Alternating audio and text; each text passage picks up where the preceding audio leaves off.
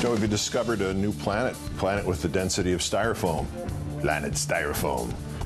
That's next, but first time for Countdown's #2 story. Live from Planet Styrofoam, it's tonight's worst person in the world. LeBron's Chris Myers of Fox Sports not having a good week. Sunday, he's doing the play-by-play when the Detroit Lions shove aside the Chicago Bears offensive line and sack quarterback Jay Cutler, and Dent says, "They broke through like they were at the airport security in Amsterdam." What? Too soon? I know you will. Then last night, Iowa wins the Orange Bowl, and Myers is the interviewer who asks Iowa's Ricky Stanzi, quote, "I know you're from Middle America. You feel like sometimes you're representing more than just a school or a conference, maybe an entire group of American citizens out there?" Crying out loud, Myers, they beat Georgia Tech, not the Taliban. The runner-up, Rex W. Tillerson, chairman and CEO of ExxonMobil. Over the last 7 years, his company has contributed at least $100,000 to a little outfit called NCPPR, the National Center for Public Policy Research. And NCPPR recently put out a press release about this revolting development. As terrorists continue to infiltrate America, the Obama administration is tasking some of our nation's most elite intelligence gathering agencies to divert their resources to environmental scientists researching global warming. Well, the lunatic fringe, always happy to rely on press releases rather than doing any reporting or thinking, exploded.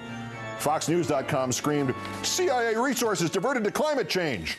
Hannity quoted Senator Barrasso of Wyoming saying the CIA shouldn't be spying on sea lions. A blogger wrote, "They're going from spying on terrorists to spying on polar bears." Another blogger named Hoft said the CIA will be spying on icebergs instead of terrorists. I know. They have one idea. They steal it from each other. They change one word in it, and then they think they had 97 ideas. Besides which, I'd like to remind the GOP that an iceberg sank the Titanic, and it was never proved that Al-Qaeda wasn't involved. More importantly, the whole thing is crap. The CIA is giving scientists access to stuff it already has. Spy satellite photos, sensor equipment around the globe, stuff that's up and running whether they let the scientists look into it or not. No resources diverted, none.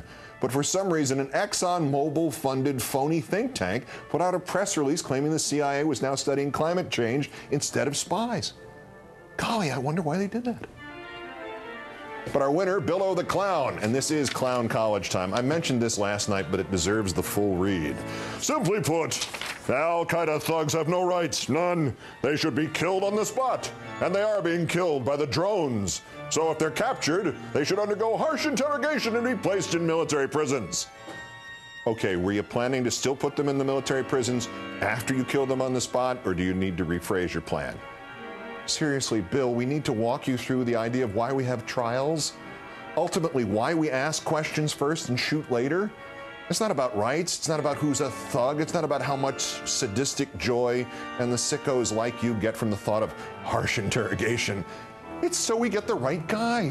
Mankind figured this out thousands of years ago, and we replaced that old method of kill them, then ask them if they're guilty, because the dead men proved to be mediocre at answering questions. And then it also turned out that often we were killing the wrong guys, which is inconvenient, especially for them. Because under your system, all that has to happen is that somebody says, "Hey, that Bill O'Reilly, he's an Al-Qaeda thug." And then under your system, the government would have the right to kill you on the spot. Now, Bill, if this still isn't clear, I'll draw you a picture in crayon. I'll messenger it over. Billo the Thug, today's worst person in the world.